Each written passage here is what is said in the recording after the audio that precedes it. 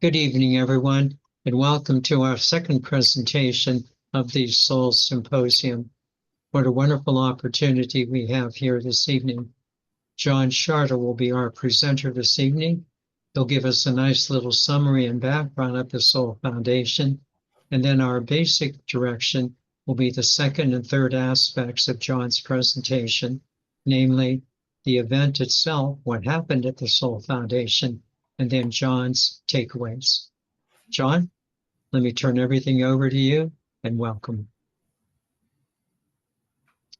And unmute, John. There we go. Can you hear me?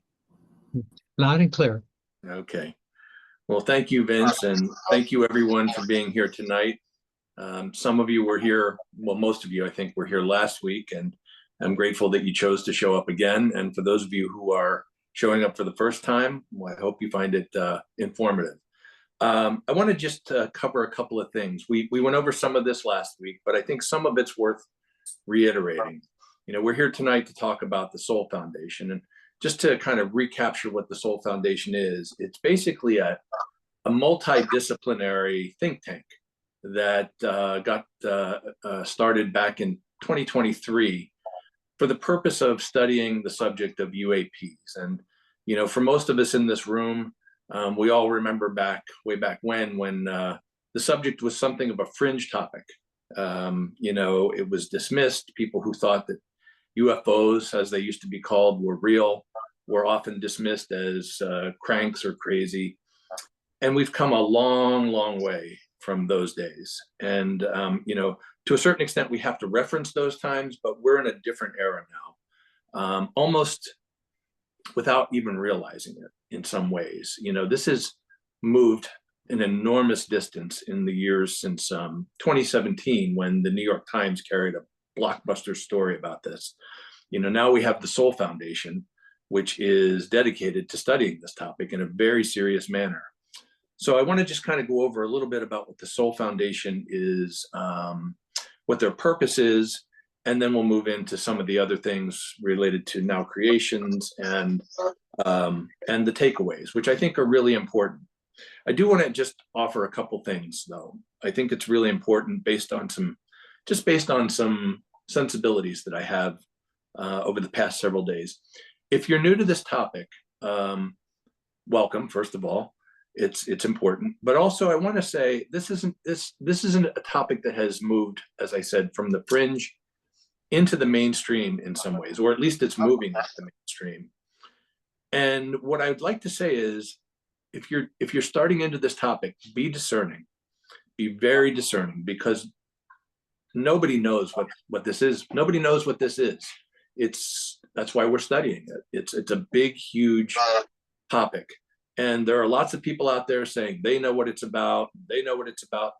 Nobody knows what it's about right now. That's kind of the essence of this. And so I would just encourage everybody, whether you're getting your information from mainstream media, from social media, or podcasts, keep an open mind, hold on loosely, because things shift very quickly in this topic. So with that little disclaimer, I'm going to give a little background on Soul Foundation, and then we'll move into the other areas. And I think it's important to kind of go over the foundational information as we did last week, but it's worth reiterating. Let's talk about the mission of Soul. And this is directly from their website.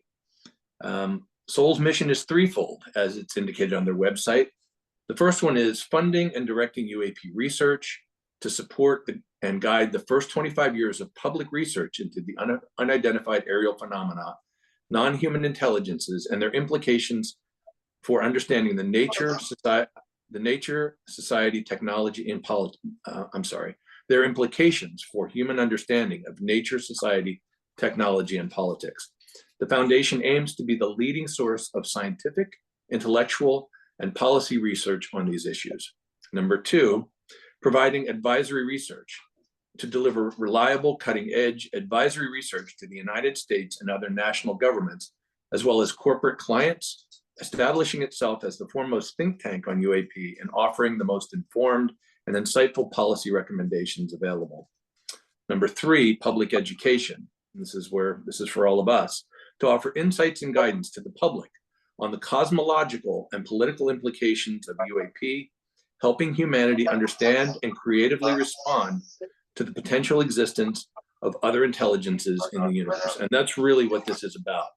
You know, it's about humanity kind of coming to terms with the fact that there are, and I think we can pretty safely say now, this isn't really a matter of debate, that there are non-human intelligences in the universe for sure, and very likely interacting with us here on Earth. And the last thing is, additionally, the Foundation is committed to fostering democratic oversight of governmental UAP engagements, promoting transparency, and ensuring that UAP-related research is conducted in a commercially and ecologically responsible manner. And I think that's really vital. Again, this is an area that could, you know, left unchecked, be ripe for exploitation. And I think the Soul Foundation is committed to making sure that whatever research is done in this area is done in a manner that is consistent with global values of, you know, preserving the planet, maintaining the planet, and also making it something that people can access. So it's a very big endeavor, and I applaud them for their aspirations. And if I were just reading this, I would say, wow, that's a really big plan. But they seem to really be working on it. They seem to really be dedicated to this in a very truthful fashion. And so just a little bit of background. You know, I won't go through the whole thing that's on the document. I hope you all have a chance to look at the document that I prepared. But the first Soul meeting was held back in November of 2023. That was their inaugural symposium, and it brought together people from all different disciplines, from government, from theology, from philosophy, from physics and science. Because it has implications in all those areas, along with a bunch of government officials that seem to have, mostly former government officials who have come to know this topic after they're released from government, as opposed to being in government. People like Christopher Mellon, and some really esteemed scholars like Diana Walsh-Pasulka. And if you've not read Diana Walsh-Pasulka's books, American Cosmic, and I'm drawing a blank on the other one, American Cosmic for sure is a winner. I would encourage you to read those books. So building on the success of the first one, the second one was held, and this is the one that I was so fortunate to attend, in November of this past year at the Fort Mason Center in San Francisco.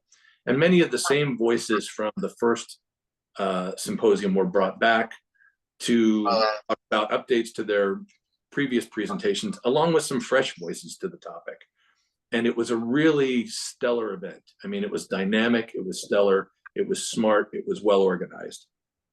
And we'll get into some of that as we move through the presentation. But when we did this presentation last week, we paused right about here. And Vince, I just want to ask, is there anything that you want to add before I move forward? No, I think we're in good shape. I want to mention one other thing. If we do not finish the presentation tonight, John will be with us again next week. This is very, very worthwhile, very important for us. And those of us who want to know more, we have a wonderful teacher in John. John, go ahead. Oh, thank you, Vince. Thank you.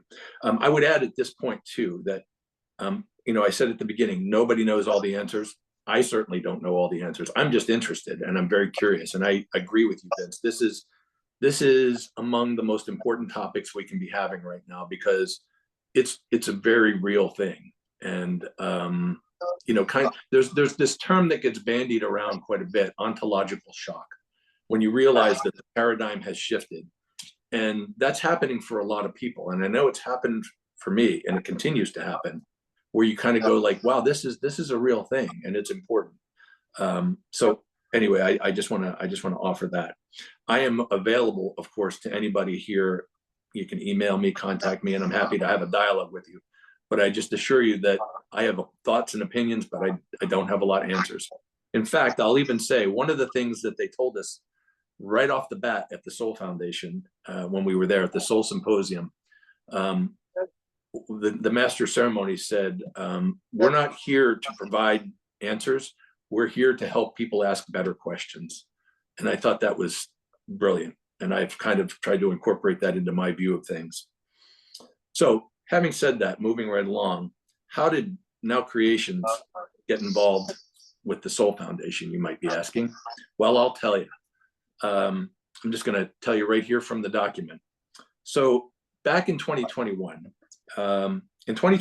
Vince Lisi created the Cosmic Citizens Committee within Now Creations to provide an educational forum for the larger membership regarding the phenomenon, UAP, cosmic consciousness, cosmology, and associated subjects. The Cosmic Citizens Committee meets biannually to discuss these and other emergent issues and provide the membership with periodic reports. Though many of the topics discussed within the CCC may be new to the larger Now Creations membership, they align well with the organization's vision of inspiring conscious spiritual growth through meditation practices, study of spiritual materials, and ongoing connection with each other. So this was back in 2021, and Vince and I were having a conversation, and it just happened that we realized we both had an interest in this area. And Vince had the brilliant idea to form a committee to discuss this. And we've been very active for the last, 3 going on 4 years. And it's been a really interesting journey with the Cosmic Citizens Committee because we study this topic from all different angles. We study it from the scientific angle, from the historical angle, from the metaphysical angle. We've studied it from, including subjects such as Atlantis and star children. So it's really a very inclusive group. And I really applaud Vince for having the vision to start this group. And so moving on, within the Cosmic Citizens Committee, Vince and I had many conversations about different organizations, and the Soul Foundation came into conversation. And we had a number of dialogues about that. And then in late September 2024, Vince and I had a conversation about the upcoming Soul Symposium. Vince conveyed his strong belief that Soul was doing important work for the advancement of humanity and extended the very generous offer on behalf of Now Creations to sponsor my attendance at the symposium. And grateful for this opportunity, I attended the symposium, which was held in San Francisco. It was an extraordinary gathering, and that's an understatement, that brought together leading experts from government, academia, and technology to delve into the multifaceted subject of UAP. So that's a little kind of summary of how this all came to be, how I ended up going and representing Now Creations, and Vince's suggestion and generous offer to have me go out there on behalf of Now Creations and represent the organization to Soul Foundation. And Vince, anything you'd like to add to that before I move on? I don't think so. I think you summarized that very nicely. John, you asked me at one time why I was so interested in some of this material. And there are a few things that just sharing from my own personal standpoint. I remember as a little kid, 7, 8 years old, in my backyard, one day wondering, how did we get here on the planet? Just one of those days where I thought to myself, how did we get here? Mm-hmm. The second thing that was very interesting to me was we live in this vast, vast, vast, vast material cosmos. Surely there's a lot going on more than simply what's going on planet Earth. So the basic question for me was, are we alone in the universe? And my 3 basic responses to these, first of all, were we have a lot of people that have encountered anomalous phenomena, and we have to be very respectful, certainly of the Navy pilots. We've had people in Now Creations who have experienced anomalous phenomena. The second thing that really moves me are the megaliths, the pyramids, Stonehenge, Easter Island. How did they get here? How did those structures occur? And then the very last thing that moved me was I've had some anomalous phenomena in my own life, not the least of which was the voice in my room, very loud, very clear to me, that many of you know now, where it said, stop acting like a limited human personality. Start acting like an unlimited, eternal soul in perfect control of your human persona and its manifestations. That's my background. I'm very interested. I'm more interested in spirituality, but I know I need to get the rest of the picture. John, we're counting on you to present that for us tonight. Oh my. Well, thanks for sharing that, Vince. And I think what you speak to is the reality is that there are so many people. We hear about pilots and we hear about, people in the military having experiences, but really many, many, many people every day are having anomalous experiences of different kinds, and no two are the same. That's the thing. No two are the same. They may have similar qualities, but they're vastly different. And what seems to be coming forward in many ways is that the events seem to be somehow tailored to the person. And that speaks of something bigger to me, that they're almost personally tailored. So with that in mind, thank you, Vince. With that in mind, let me tell you a little bit about the event. It was a great, it just could not have been better. It was 4 sections over 2 days. And at the end of the second day, I couldn't believe it was the end. I was so overwhelmed with information and perspectives and new thoughts in my head. It took, in fact, Vince and I met a couple of days after the event, Vince, you may recall, to give Vince a rundown of what occurred there. And I think at some point in the conversation, Vince, I said, I'm still kind of swimming in this, or I'm still processing it, I think I said. And I was, and I still am, to be honest with you. It was a big event. So let me just suggest too, this is page 3 of your handout now. Page 3, the event itself. Yes, okay. So a little bit about the event. I won't go through all of this, but basically it was broken into 4 sections. The first day, 2 sections each day. The first one was the challenge to government of UAP. And it basically talked about the different, there were different presenters such as Leslie Kane, Ryan Graves, who was a pilot, Dr. Tim Gallaudet, who is an admiral, and I had the good fortune to meet him and talk to him while I was there. And Dr. Eric Davis, who is a physicist who has been instrumental in this program or in this topic. And a newcomer to the conversation, a gentleman by the name of Kirk McConnell, who had some really powerful things to say. Kirk was a was a Senate staffer who was involved in hearing the testimonies of some whistleblowers and hearing their stories. And he conveyed in the course of the conversation how he went from being agnostic about this topic, not really very interested, to being rather overwhelmed with the testimony and some of the things that he heard. Not in a bad way, just again, that ontological shock of coming to realize, yeah, this is a real thing. And so he was very, very interesting.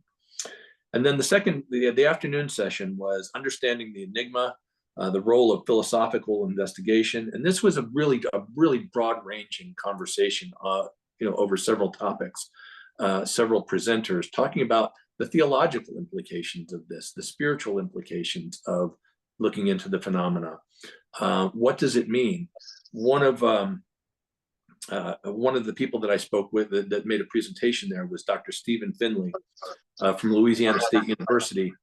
And his was a very interesting and powerful conversation about the role of UAP and the phenomenon in the African-American experience in America, and particularly in African-American religion. I knew nothing about that, and I found it to be fascinating. Dr. Jeff Kripal is a big voice in this conversation. If you've not read anything by Dr. Kripal, I recommend that you look into his stuff. One of his books is called The Flip, and it's a really excellent book that talks about the transformation that a person goes through when they're introduced to this topic. How they can go from being a non-believer, let's call it, to being, oh yeah, this is real. He really clearly outlines that process, and he's a great speaker. So that was the second half of the first day.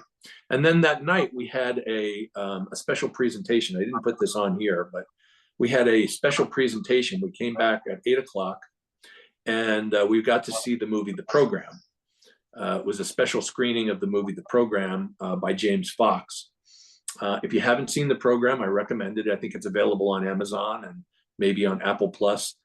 Really great analysis of the reality of UAP and the government's, over the years, the government's denial of there being anything to this, and just how that has sort of melted away through the testimonies of some really credible people. So it was a really good opportunity to see that before it was released. Then the next day, it broke into two different topics. We talked about the science of UAP and, sort of the nuts and bolts aspects of it. What is this? How do these things fly? How are they flying so quickly? How can something that's seen in the sky traveling at 14,000 miles an hour make an immediate left-hand turn? That's physically, based on our known physics, is impossible. What does that mean for our current physics or for future physics? What I found very impressive was that during this presentation, they brought in a professor from the collider in Geneva, the Hadron Collider in Geneva, to basically say, I don't believe any of this. I don't think any of this is true. I think all of this can be explained through ordinary means. And he spoke for about 2 hours. And I thought, this really speaks to the credibility of this group. They're bringing in a voice that speaks outside of what everybody else is here for. And what's the word? A gadfly. And I remember thinking that was really impressive. And Vince, if you recall, when you and I were talking about it afterwards, you said, if you can correct me if I'm wrong, that's a Socratic thing, right? That's actually part of a philosophical conversation, to bring in somebody who speaks against the topic. Would you mind just talking about that for a moment? Because I thought that was so powerful. Sure. It's called the Socratic method. In Plato's dialogue, Socrates was always the main teacher. And Socrates, actually Plato, would say something and then bring in someone who would be a naysayer. And of course, Socrates would answer all of the naysayings of the other and prove the point. So it was called the Socratic method, stating a premise, having someone denying it, and then, of course, Socrates, through Plato, then refining everything and moving on positively, called the Socratic method. Mm-hmm. Yeah. Well, I thought it was very powerful, because I've been to a number of, not necessarily UAP related things, but conferences where there's a point of view, and very rarely do they bring in somebody who is contrary to that point of view. And it really stood out as a testament to the integrity of the process that they're trying to hold to in the Soul Foundation. So I thought I'd mention that. And then the last section of the day really talked about a couple of things. Technology, what's in the future, what happens with, what the term, that we're using is disclosure. What happens? How might that happen? What will be the societal impacts of that? And it's a really big question. That's a really big question. What will happen, let's say, from a legal standpoint? If we, and I know some of this sounds so theoretical, but it's a real consideration. If we have non-human intelligence on this planet, what are their legal rights, for example? Do they have legal rights? Do they have human rights? They're not human. And so those were really great thought experiments. What about the medical system? What impact might this have on the medical system, on our financial systems? So it was a great thought experiment in the afternoon, several thought experiments with different presenters. And then the last thing was, frankly, it was an economic part. There are people there were big brain people there that are already thinking about technology opportunities. If we come to know, something about the technology these vehicles, let's call them, are using, what impact might that have on humanity from a transportation standpoint? What if these entities deliver something to us like 0 point energy, which is basically energy that is unlimited, uses no fossil fuel, and is completely ecologically safe? What happens then? What if you're the head of Exxon Mobil? Are you gonna love that idea? So it was a really kind of animated conversation, and it was really, really brilliant. So all of that left me thinking, and so I'm going to just move on to the takeaways, Vince, if you're okay with that. Yeah, but would you mind just talking again about the makeup of the people there? They were not all academics. No, they were not all academics. There were entrepreneurs there. There were military people there. There were some government people there that were non-military. There were obviously professors of different subjects. They weren't all academics. We had let me see here. Let me see somebody that Jeff Kripal. We had a representative from the Japanese Parliament who came, and he was it was the first day, and he was there because while we're talking about this, while this subject is expanding in the United States, I think in Japan there is a great resistance to talk about this. They're still very much in a place of just denial, not talking about it. And he was in the Parliament, and he made this kind of an issue for him.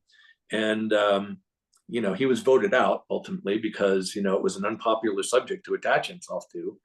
But he still stands by his work and believes it's an important subject. So there was a whole range of people. There were reporters there. Leslie Kane was there. She's a big name in this conversation. So it was a very large group of presenters. But what's I guess probably tangential to that is that the audience was also made up of all kinds of different people. It wasn't academics. There were business people there. There were reporters there. There were ordinary people, they're representing themselves, there were all kinds of people there. It was just a very good mix of people. I met a woman who was a nurse and a death doula, which, if you don't know what a death doula is, it's somebody who essentially helps people who are crossing over to do that, and also helps their family while they're in that process. It was a group of all kinds of people. I met a professor there, and I know we were not talking about academics, but I think I'm even going to talk about this in the takeaways. But one of the professors that was there that I met and had breakfast with is doing a course on UAPs. So this has really kind of crossed over into a different level of discourse. Does that answer your question, Vince? Yes, that's fine, John. Okay. All right. Let's move into the next part of this. This kind of speaks to what we were just talking about. I'm just going to read from the document here. In addition to the impressive lineup of speakers, the diversity among the 400 conference attendees was remarkable. The audience represented a broad spectrum of backgrounds, including academics, scientists, artists, filmmakers, clerics, entrepreneurs, medical and financial professionals, and ordinary individuals like me. There wasn't one type of person present. Rather, each attendee brought a unique perspective, interest, and life experience to the rich and fascinating network discussions which occurred during breaks and during meal times. Many attendees were also experiencers, individuals who have had direct, often profound encounters with UAP phenomena, and often with entities in their experience. The mix of voices enriched the dialogue, fostering a sense of shared curiosity and mutual respect that transcended the disciplines and personal histories. It was deeply inspiring to experience this variety of perspective, which contributed to a holistic exploration of this complex and mysterious subject. So I want to talk about my takeaways. I went there, I had this experience. What did I leave with? And I think that's really the nuts and bolts. I think that's really what I really want to tell the group. And let me just suggest, after John completes his takeaways, then I think we'll be able to ask as many questions as we need to ask. So there'll be plenty of time, if not all tonight. John will be back next week. John? So I'm gonna. I just think it's important to cover this, kind of as I wrote it, because it speaks better than me doing it off the cuff. And then I'm happy to talk about each one of these more in depth. So the wealth of the insights from the Soul Symposium is difficult to convey. I think I'm addressing that right now. But several key themes emerged to me that are worth sharing. And while this list is by no means exhaustive, it highlights some of the main themes I took from the symposium. Number one, the study of UAPs, or what is often called the phenomenon, extends far beyond the traditional nuts and bolts perspective of UFOs piloted by extraterrestrial beings. This topic touches on nearly every aspect of human existence, inviting us to consider what it means to be human, how we connect with the world and the universe, our purpose, and the path forward from here. The phenomenon is undeniably real, even though its nature and significance remain mysterious. It carries profound implications for every individual, every culture, and the whole of humanity. Perhaps the most noteworthy expression of this sentiment was conveyed in Admiral Tim Gallaudet's presentation, where he stressed the need for the development of an all-government approach to policy related to the subject of UAP. His argument being that the topic should not be reserved for study by one branch of government, such as the military or intelligence agencies, but rather should be embraced or explored by every area, including science, medicine, diplomacy, economics, etc. This is truly a noble aspiration. Number two takeaway. What was once considered a fringe subject has now fully entered the mainstream. UAP and the phenomena are being seriously examined by academics, scientists, theologians, philosophers, anthropologists, and many others. One notable example is, and I just mentioned this, is a history professor from the University of Illinois, Springfield, who attended the symposium. He has developed and is now teaching a 4-credit course entitled UFOs and National Security History. 10 years ago, the idea of such a course being offered at a mainstream university would have been almost unthinkable. This shift demonstrates how far the conversation has come in a relatively short period of time. Number three takeaway. The symposium sessions were structured with a sincere sense of cultural urgency. This is no longer fringe or trivial. It is real, relevant, and carries significant implications for our near future.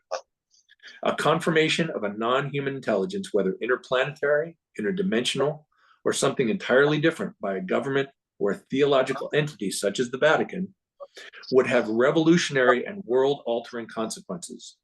The presenters clearly understood the weight of this reality and treated both the subject matter and the audience with the respect such a profound implication requires. Number 4 takeaway. The diversity of participants at the symposium was striking. Esteemed presenters and attendees alike represented a wide spectrum of backgrounds and perspectives, reflecting the range of human experience and knowledge. The growing realization that UAPs and the phenomenon are important subjects worthy of serious study was evident in this range of viewpoints. And number 5, the work of the Soul Foundation in advancing the study of UAPs cannot be overstated. The gathering itself was truly excellent, with every session thoughtfully designed and delivered, ensuring no time was wasted and every presentation was impactful. Having engaged deeply in self-study on UAPs and the phenomenon, I can confidently say, I'm speaking for myself here, I can confidently say that I have never been as impressed by the quality of content, structure, and discourse as I was at the Soul Symposium. I believe, I'm speaking for myself here, I believe the future of this field of study lies not in government initiatives or legislation, but in the cutting edge of work of organizations like the Soul Foundation. their efforts, and hopefully those of others who follow their lead, will drive the continued exploration and understanding of this vitally important topic. And I want to say, just speaking to number 5, I have done a lot of study in this area, and a lot of it's reading and meeting people, and I've been to a few different gatherings. Nothing even comes close to what the Soul Foundation attempted to convey and did convey. They're doing, Vince, you're absolutely right, they are doing really vital work on our behalf, and I have a debt of gratitude to them already, and I'm grateful to you for having the foresight to be connected to them. Let me stop you there for a moment now, John. Give you a break too for a moment. Need a sip of water or whatever. Okay. So now, before we do the conclusions, I just want to think it's the right time for you to ask questions of John. And again, every question you have is a good question. Please feel very comfortable. And again, if we don't finish tonight, we don't finish tonight. No problem. Do you want to mention again, this is recorded, so that we'll be able to, it'll be on YouTube, but it'll also be for all of our members as well. So just want to reaffirm that. So let me ask, and I'll just moderate who has the hands up and who doesn't, and then I'll refer all the questions, of course, to John. John Hoops, first of all. Mm-hmm.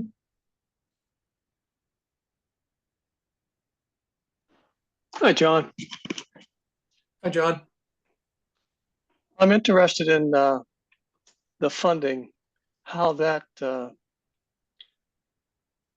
takes place, what the operation, how they raise money to support this. It seems like there's a lot going on there. Is there a facility that they work at? Are there full-time employees? How is it funded? Could we speak to that? Yeah, and I don't know all the inner workings, John, but I think I think they bank on a lot of passionate volunteers to do a lot of the legwork, particularly at the foundation or during the symposium. There are a lot of people who just want to be around this topic and be, available to the different people that come in. I know part of it. If I lived out there, I'd probably volunteer to do their conferences as well, because you get to meet all these people. Sure. And pick their brains. I think they have a pretty good fundraising operation. I think they have some professional fundraisers who are trying to get significant funds to do what they do, to provide educational forums and formats. They're always looking for donors. I think they have some pretty big ticket donors. I think they're very discerning about the money that they take to make sure it doesn't come attached to some stipulation or some ulterior motive. I can't speak to them. I can't speak for them, but I have every sense that they're operating with a high degree of integrity with the money that they receive. But they do need money, and they are definitely fundraising. Thank you, John. I would just want to suggest, just go to the website, Soul Foundation. There's a donate button there. Anyone can donate. Mm-hmm. Other questions? Stan. Mm-hmm. You mentioned on page 4 that individuals have had direct and often profound encounters. There have been some reports of people being abducted by these crafts, and there's also been some reports of supposedly some beings from these crafts that have crashed or so forth. Could you speak to the nature of those beings that have been encountered? Yeah, I can. Stan, thank you for that question. This is a big question. This is one of the bigger questions in this topic. Since the Roswell incident back in 1947, there have been stories about individuals having encounters, being abducted. We use the word abducted, maybe taken aboard a craft and brought back. Probably the most well-known, perhaps, is the story of Whitley Strieber. Whitley Strieber was a Hollywood, he was a writer. He wrote fiction, and some of his stuff was made into movies back in the 70s. Whitley had a profound event happen to him at his home in 1980 in New York, where he was, had an abduction experience, frankly. The book is called Communion. There was a movie made of it as well. In fact, I met Whitley. Whitley was there at the conference, and this is a common thing. And Stan, you're actually touching on an area. This is kind of the third rail in this conversation, as they say, because the experiences that people have, encountering beings, is also very real. It's very real to them, and it tends to get dismissed or brushed aside because people who say, oh yeah, sure, there's life in the universe. Oh, sure, UFOs are real. Many of those people, when you get to the point of, well, you know what, I was abducted, or I was taken aboard a craft, that's a bridge too far for a lot of people. So those people tend to get sidelined in this conversation. And I will say, bringing this back to the Soul Foundation, I am really giving a lot of credit to them because they're seriously entertaining the idea at the next symposium of bringing those voices in to talk about that experience, because you can't really have a full conversation about this entire topic if you don't talk about the people who are experiencers. And there are lots of experiencers. I was just on a call today. I'm in another group. I follow it's a long story. I follow a podcaster who has done a movie, and we were talking today about just how big the experiencer group is, and they're all different. And these voices have so far, historically, again, been brushed aside, and they're now having their moment, I think, in many ways, because it can no longer be brushed aside. These experiences are real, and people are now talking about them. And I don't know if that answers your question, Stan, but it's a big question, and it's a big area. Thank you very much. I was kind of curious about the description of those beings that they might have encountered. Well, yes, there are all kinds of descriptions. And in fact, I'm going to take this moment to maybe suggest to people, there's an interview that is available on YouTube. It's about a week old, by a News Nation journalist named Ross Coulthart. He interviews a guy named Jake Barber. I'll leave it there. What that leads into is the description of these beings, and the sort of the common description of them. And again, I'm not saying this is what, I'm not validating this. I'm just saying the common description is the grays. These entities that have sort of large heads with dark eyes, bald, gray, thin. That is a common theme. Another theme that people are seeing are what they call the cryptids, or the mantis. People are seeing these beings that look something like a grasshopper or a praying mantis. Only they're intelligent and they're tall and they interact with human beings, mostly telepathically. Again, I can't validate that, but that's what we're hearing from those people who are having the experiences, along with some others, but those are the common themes. Thank you very much. You bet. Any other comments? Any other questions? John Hoops. A couple of things. First, could you repeat, John, the Ross?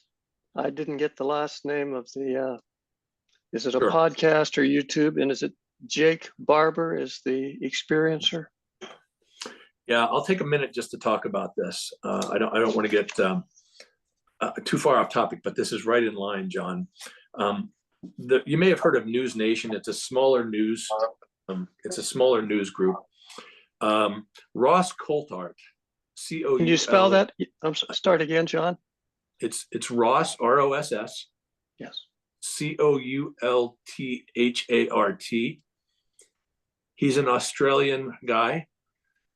He's been around this topic for years. I read one of his books many years ago, a few years ago, before he was a full-time journalist on this. But he has a segment on News Nation called Reality Check, and he recently had a very big interview with a guy named Jake Barber, who is a former military helicopter pilot. I won't go into all the nuts and bolts, but it's a fascinating interview, John. And I would recommend that you not look at the short version of the interview. The long version is about 2 hours and 40 minutes long. And it's mind-bending.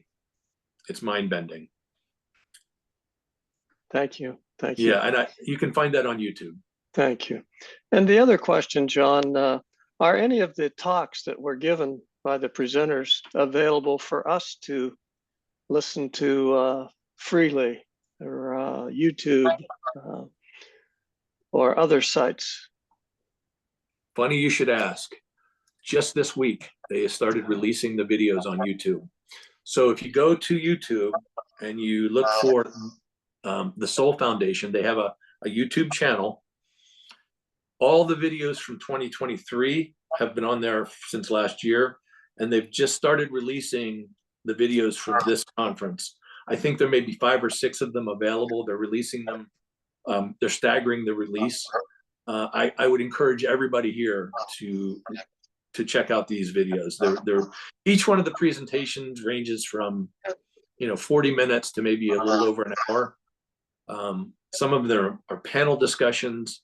One of them that I found to be particularly interesting was with a professor from OSU, Ohio State University, named Alex Wendt. He was not there physically. He did his by video, but it was just a terrific conversation. So yes, the short answer is yes. They are being released, and many of them are already available. Thank you, John. I could only say, also being there and being able to sit down and eat breakfast with some of these people in a more casual setting had to be icing on the cake too, besides just it was listening. Yeah, terrific. Yeah, thank you very much, John. Yeah. What I'll say, John, is, and thank you for kind of prompting this memory. When you're interested in this topic, a lot of times you kind of keep it on the down low. You don't tell everybody like, "Hi, I'm John. I like UFOs." But what was really liberating by being there was that everybody was in the same headspace. Everybody was like, there was nothing weird about this to anybody there. It was so great to be in that environment where everybody just sort of had a common base of understanding about this topic. And so it was great to be there and, talk to people and casually converse. It was delightful. Yeah. It's kind of like Now Creations, John. Indeed. Yes. Yeah. Thank you very much, John. Indeed. Thank you. Thank you, John. Thank you. Thank you, John. Linda Martin. I was going to ask, when Whitley Strieber, I had listened to him talk in the 80s at a UFO conference. And those conferences were also, they had people from all over the world. They had educated people. They had news people with experiences. And he was one that came. Did he happen to mention, I thought this was so interesting when he was there, that he had after his experience a number of years later, he had a brain scan. And there had been something embedded in his brain. Did he talk about that? Did he happen to mention that? Linda, he did not speak. He was not a presenter at the conference, but he was an attendee. However, you're exactly right. Whitley, he's done a number of interviews now, and I'm sure that's what you're referencing. He's done a number of interviews. He's actually released video or maybe medical, what do you call them, X-rays. He has an implant in his ear that wasn't there before this experience. And the really interesting thing about this is that when they went in to try and take the thing out of his ear, it moved. It moved wherever they went to try and get it, it would move away from the doctors trying to get it, which is bizarre, but it's true. And he still has it in his ear. Does he still feel it was a tracking device? He feels it was absolutely implanted by his experience. Yes, he does. They don't really know what it's for. It doesn't really, they can't pick up radio signals off of it or anything. No, but it's definitely there, and it's some kind of foreign body. I think that over the years in the 80s, when I went to the different conferences and they had the information, that the physical changes that were done to individuals, especially with having implants and things like that, were amazing. And it's interesting that they were able to brush that all off, and it's finally coming forward, because to me, that's, like you said, something that can't be explained. Do you think that would have been evidence enough? But yeah, thank you. Yeah, there was again, I don't want to get too far afield here, but thank you for asking that question. I just read a book that was released in August. Vince, I don't know if you want me to mention it or not, but Lou Elizondo wrote a book called Imminent. And in the book, in his capacity, in his job in the military, he actually saw one of these things that had been removed from someone. So who knows, people who claim to have the answers, I don't think anybody has the answers to what that's all about. But there is a lot of research out still of people that, like I said, the research of that guy in Wyoming that he did. At that time, it was state-of-the-art research, but it was, medical stuff. It was everything that had happened to people that had been abducted. And it was just, ignored. But he was, it happened everywhere, all around the world. It was just not a USA phenomena.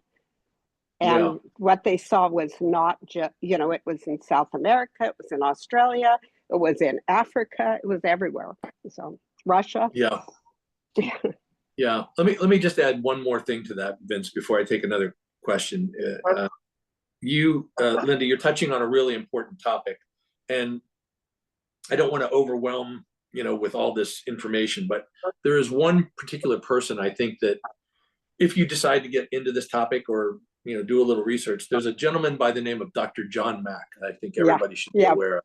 Yeah. And Dr. John Mack was the head of the psychiatry department at Harvard for many years back in the 80s. And along the way, he was doing some evaluations of different people. And you have to remember, back then, back in the 70s and the 60s, if you said that you saw a UFO, you were typically classified as psychotic or schizophrenic. And John Mack along the way came to believe that these people were not crazy, that even if the event didn't happen, they truly believed that the event happened. And so he did more research and found that none of these people exhibited any symptoms of any kind of other mental illness. But the long story short is that because he became so interested in this and committed to this idea, they actually tried to remove him from his position in Harvard for malpractice. And it was just through a series of maneuvering that he was able to keep his position. And unfortunately, Dr. Mack died in 2003 in a car accident. But his work in this area of bringing the experiencer group from a bunch of, quote unquote, wackos to credible, serious, real people who had some kind of anomalous event was crucial to this conversation. Yeah, I got to meet him. And then there was another man, and I don't know who he was.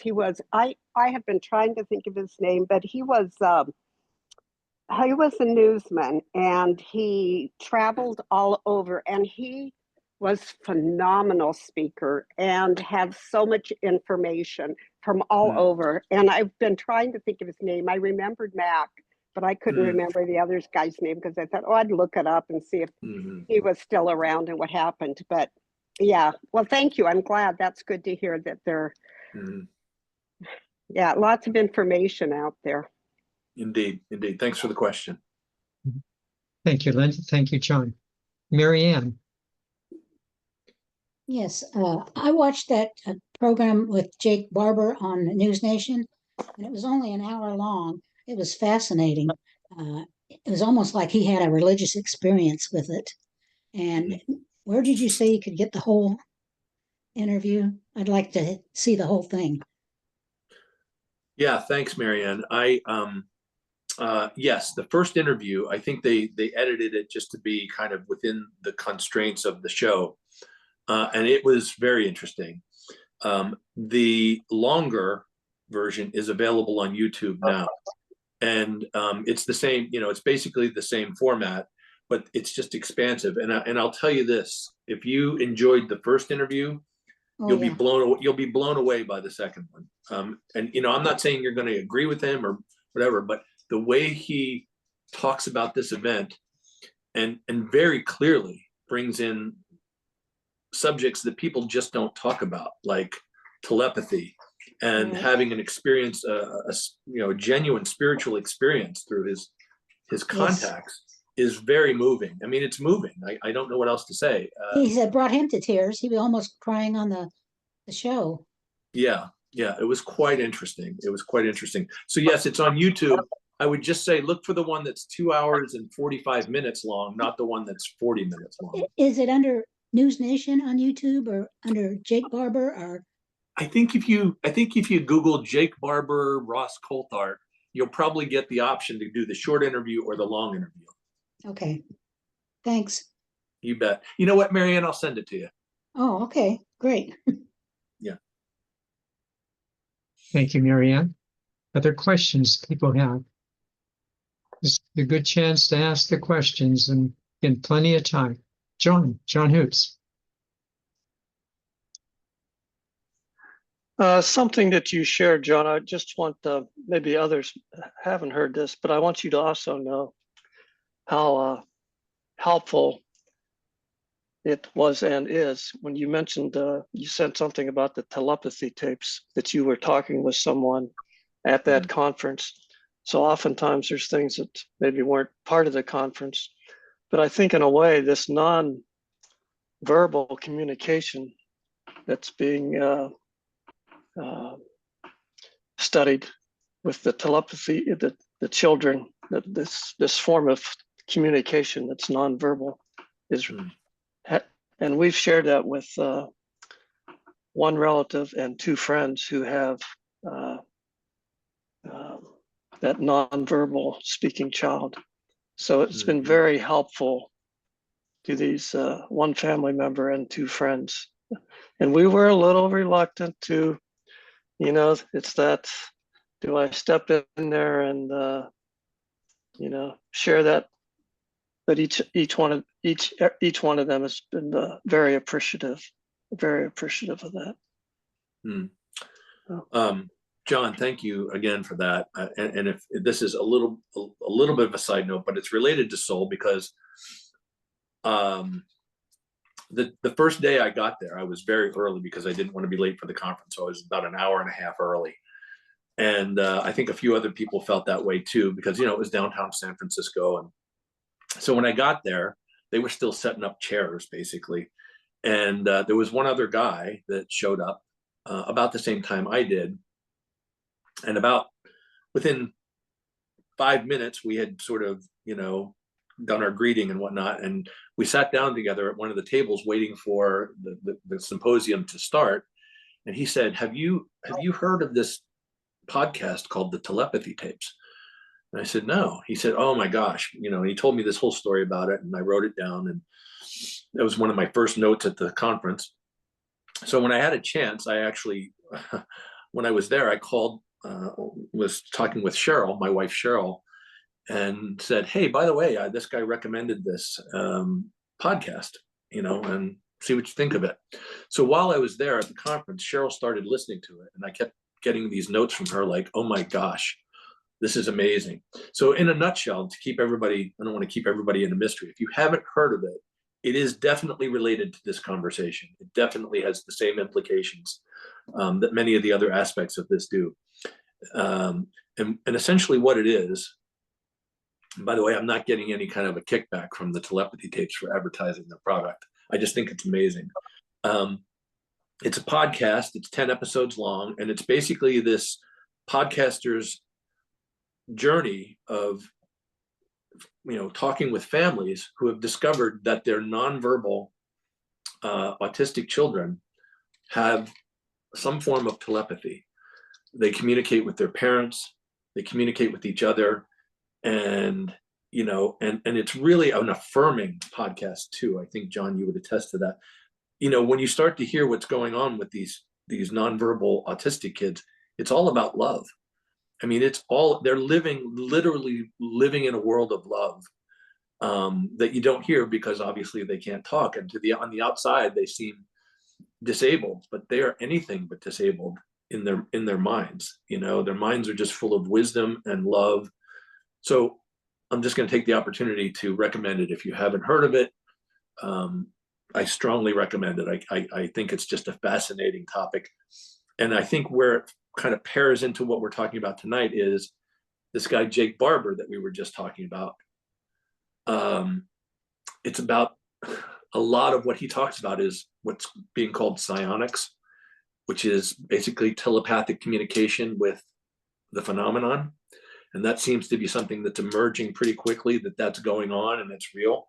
This telepathic communication from craft or entities to humans and back. So I don't want to get into something I'm not, prepared to speak to with any authority, but it's a fascinating and emerging area that I think is going to be the next level of conversation in this topic. I'll leave it there. Very good. Before we take more questions, I'll just maybe define a couple of words. First of all, anomalous. We should probably know what we mean by anomalous, which I'm sure most of you know, but it's really a deviation from the normal. That's what anomalous means, a deviation from the normal, from the standard, from the expected. So whenever you're talking about anomalous, it would entail not just craft or ET, but telepathy, voices that come, and all of a sudden you're hearing something that's very clear to you, as I did in my bedroom. These are all anomalous phenomena. So it just moves beyond simply UFOs. The second word, ontological shock. Ontological just comes from a Greek word, I think it's ontos, just means your being. So when it says ontological shock, it means your being, in a sense, starts looking at something differently. Just a couple of little words that might be helpful. Any questions? Nancy? Hi. Yeah, I just wanted to add on to what John was saying about the psionic assets, as they're calling them, these people who have the ability to psychically connect and summon these crafts and things. From what I think they said this on that long interview, that the way that they do that is they have to be in a place of pure love. They have to be, all of those people are just really oriented to being like incredibly loving, positive people all the time. And that's what gives them that ability to do that kind of powerful psychic work. That's it. Thank you, Nancy. And I'm going to maybe just interject a little bit too.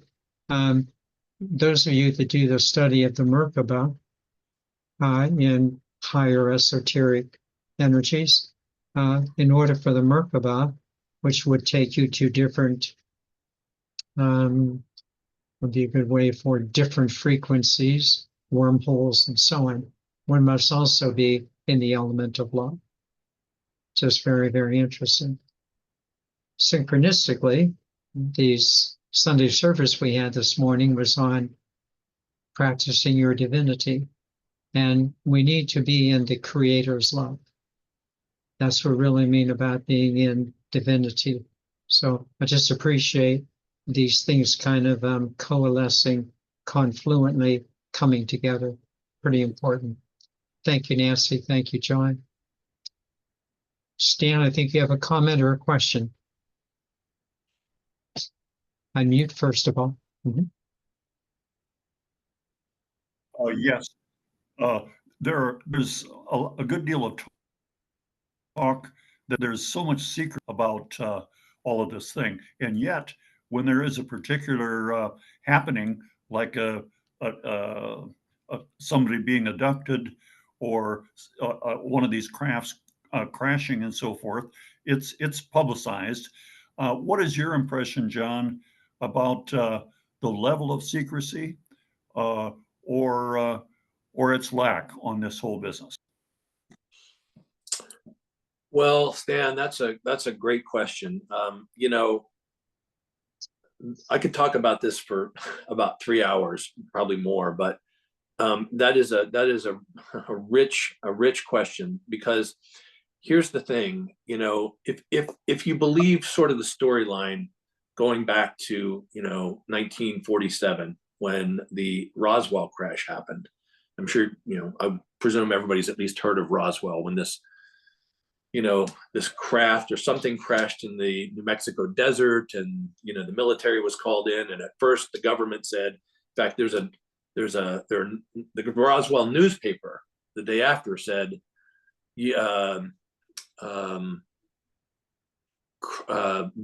disc recovered from ranchers, from this ranch, something to that effect.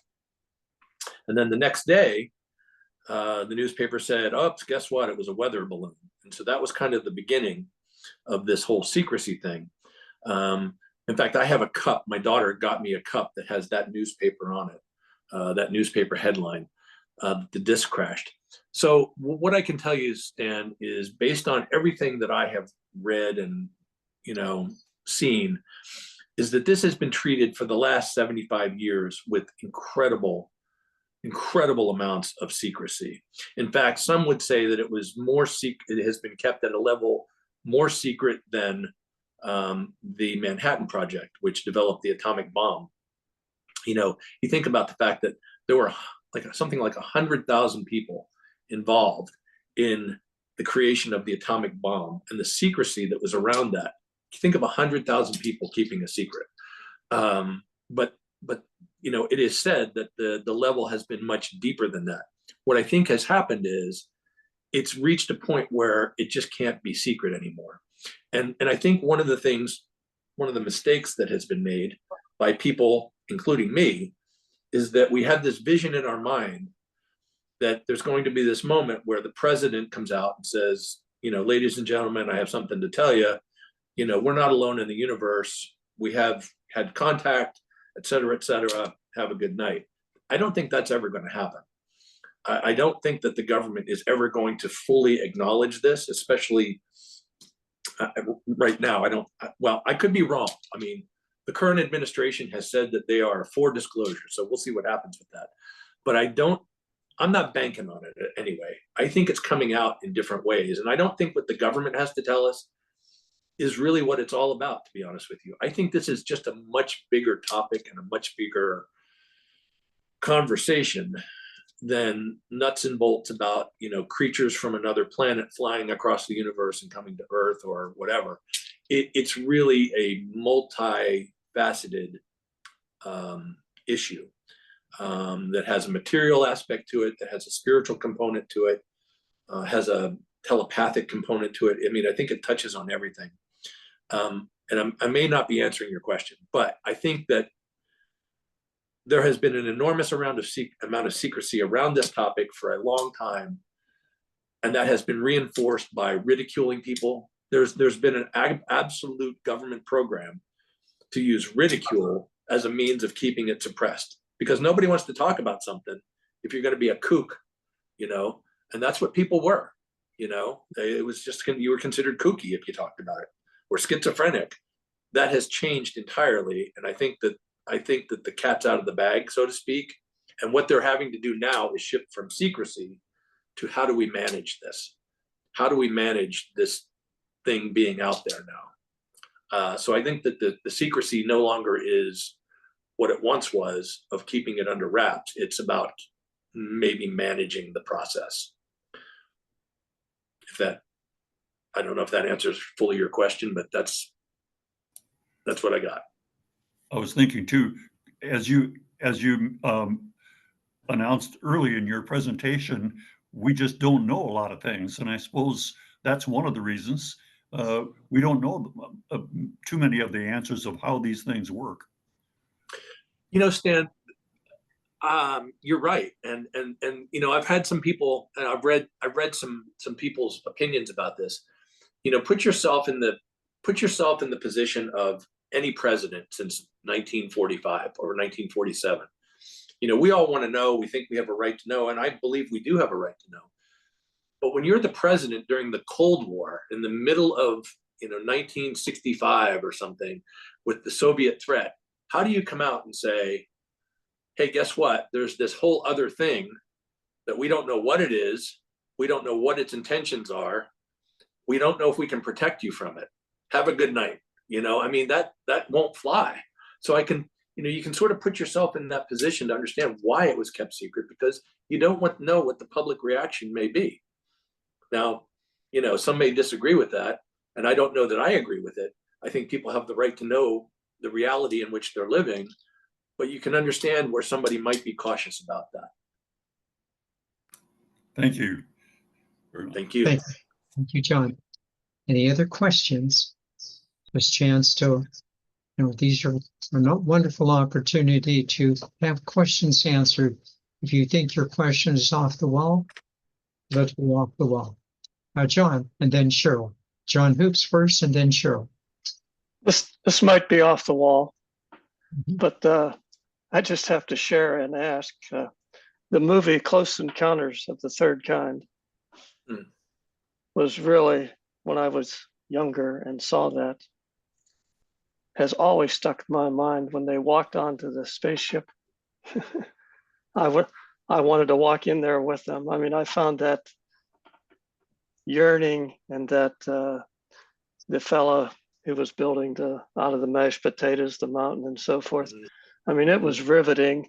And I'm just curious, I can do this on my own. I shouldn't be asking the question, but it makes me wonder now how, and what, you know, the intent of making that movie. There had to be a story behind that inspired. I think it was more than just somebody's imagination, maybe. But just tossing that out there, and I'll leave it at that. I don't expect a critique on it. Yeah. Well, John, if you, I'm happy to weigh in on that if you don't mind. I would be thrilled to listen. I mean, I don't have an answer, because it's you just raised a really great point. You know, that movie, I think it was 1977, that movie came out. And, you know what, it's funny because at the time it was just a movie. It was just a movie, you know, for many people, you know, interesting. But what has come to light over the decades since that movie is that there's a real sense that either Steven Spielberg or somebody on Steven Spielberg's team had a lot of information. And I will tell you that there is an incident. It's not really, it doesn't really follow the storyline of Close Encounters, but the inspiration for the movie was an event that happened at Holloman Air Force Base back in the 60s, I'm going to say, where there was supposedly a craft that touched down, made itself known to military people. There was a video of this thing that was going to be released in 1972, I think, and then, or 73, and then Watergate happened, and, you know, as those things go, it kind of just, it got washed away. But there is some belief that, you know, Spielberg, at a minimum, was clued into something, because here are a couple of things. Are you familiar with the term Easter eggs in movies? You know, where they put these little nuggets in a movie that if you're tuned in, you kind of pick it up. Well, in that movie, there's a French scientist, you'll recall. I think his name is Truffaut. And he's kind of the guy that's digging around trying to figure out what's going on. Well, Truffaut is actually based on a real person, a guy named Jacques Vallée, who is still alive and well today. And he is probably the premier, what would we say, sage in this area.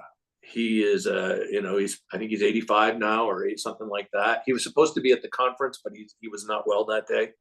But Jacques Vallée, if you've not heard of him, I would definitely encourage you to look up videos on YouTube of him talking, because he is absolutely brilliant. And also in that movie, there's a cameo appearance by a guy named J. Allen Hynek. At the very end of the movie, when the craft appears and everybody's looking at this thing in wonder, you see this older guy with a pipe come out. I think he has a pipe. Well, J. Allen Hynek is a real guy too. He's an actual real guy. And Hynek was the government's, back in the 50s, there was a thing called Project Blue Book. And Blue Book was designed to debunk UFO sightings. Basically, when military people or whatever had sightings, this guy would roll in and say, oh, guess what? It was swamp gas. Or, oh, you misidentified Venus. Or, oh, whatever. The thing about J. Allen Hynek was, somewhere along the way, he got a conscience. And he realized that these people were telling him the truth. But he realized that there really was a phenomenon and there really was an experience happening. And he went from being the chief debunker, and when I say debunker, I mean he was the guy that made it all sound like, nonsense, to being one of the biggest voices on the other side of things, saying there is something here. And he and Jacques Vallée worked very closely together on this topic until his death in the 80s. Thank you, John. I'm glad I asked the question. Boy, that was thank you very much. That was good. That was good. Yeah. It's a good answer. It's a good answer. Absolutely. Cheryl and then Kathy.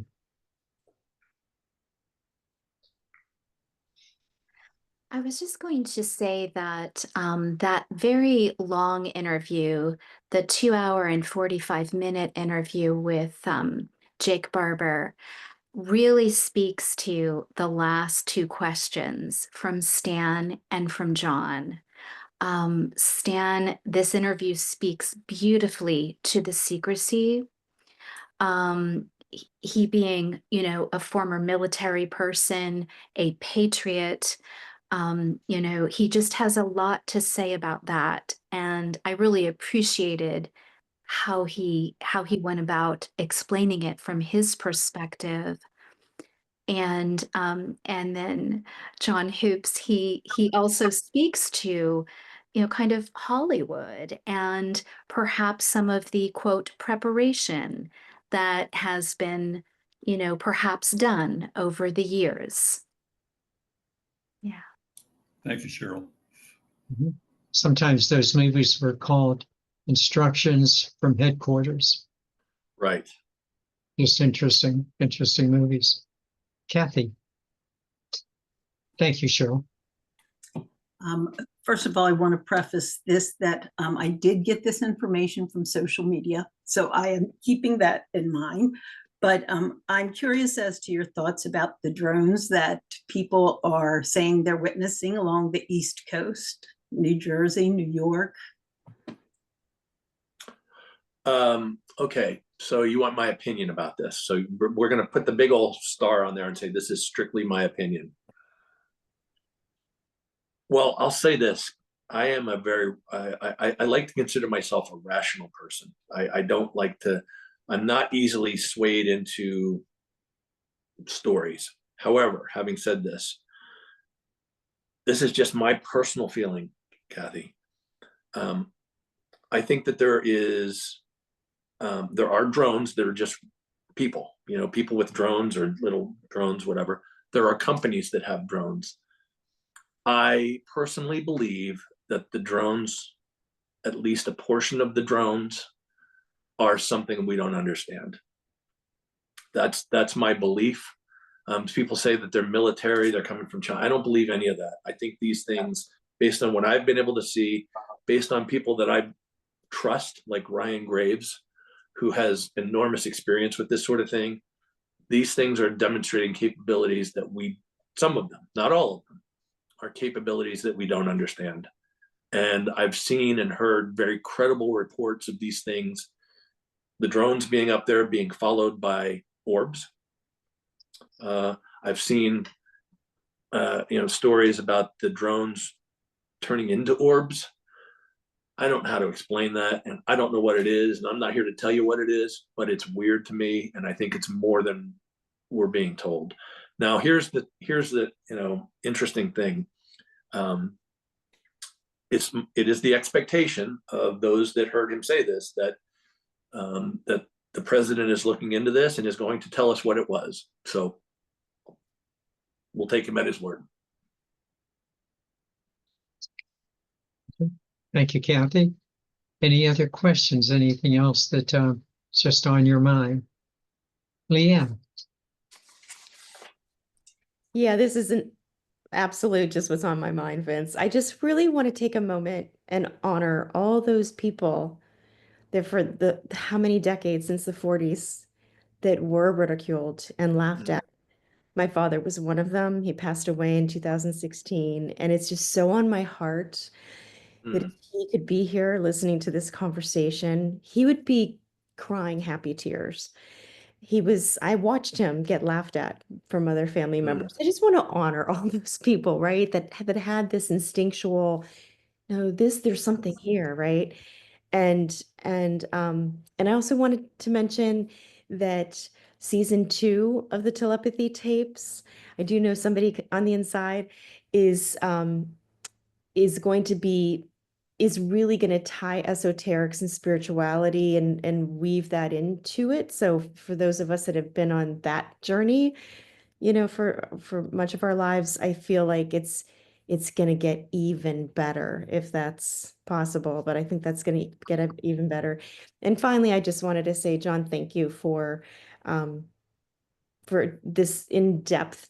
I've been excited to hear, what happened with you there, and you're the perfect person to have gone because you are so level-headed about all of this. Like you said, you're not easily swayed. And so you were the perfect person to attend. And I'm just really thankful to be getting this information. So thank you. Well, thank you, Leanne. And you know what? Here's to your dad. That's right. Yep. Here's to your dad. Yeah, absolutely. Patty Nikino, excuse me, this will be our last question, and we will, I feel like there's other questions we need to address. Perhaps you haven't even formulated them yet. And so we will, John, if that's good with you, we will continue next week. I just feel that we have not finished this and we have some conclusions to get to as well. But Patty will take the question first. Well, I just want to reiterate what Leanne said, John, about, you're taking this on and doing all the work and research and study and meetings and putting it together and bringing it forward to us. And it kind of validates what I've thought, because like Leanne's father, maybe, I don't know if he had an encounter, but I saw 2 UFOs. And it was 44 years ago. And I know that's what it was. And how your family ridiculed your dad. I mean, yeah, people look at you like you're wackadoodle. But I do know what I saw. And I'm excited that this is all finally, hopefully, the beginning of it being known and as a matter of fact. And this is part of our world now. So thank you for the work you do. And Vince, always, encouraging and bringing ideas forward to get us all going forward. Thank you. Thank you, Patty. Thank you. Okay, I think we'll stop right there then. And I couldn't agree more with you, Patty and Leanne, that John was a perfect person to go there, just without a doubt, and has brought back a wealth of information for us, just for all of us. So as I've said, we will continue this next week. John, did you have a comment? Take your time. Yes, Vince, I know we're wrapping up here. I just want to say before we go, I just want to kind of weave back here to, as you can see through this conversation, there are so many areas that can be discussed. Discernment should be your guide. Discernment. There are things to make yourself aware of. I just want to recommend 2. We already talked about the Jake Barber interview. I think it's important. I don't think you should be convinced of anything by watching it. I think you should just watch it and draw your own conclusions. And the second thing I want to mention is I think there's going to be an extremely important documentary coming out on this topic in March. I think it's going to be, I'm hesitant to say this, but I'm going to say it. It's going to be a game changer. And it's called The Age of Disclosure. It was just announced that it's going to be released. I think it's coming out in March. I think it's going to be a big one. So if you see that, pay attention. And again, listen to the telepathy tapes. You'll love it. Mhm. Thank you, Vince. Thank you, John. Well, quite a lovely evening, with more to come, I am an eternal being of light and love. Thus, only good can come to me, and only good can come from me. And we are eternal beings of light and love. Thus, only good can come to us, and only good can come from us. Namaste. Thank you, everyone. Thank you, thank you, thank you. Thank you, Good John. night. Thank you. Thank you all. Have a good evening. Thank you, John. Night. Namaste. Good night. Good night. Good night. Good night, all. Night.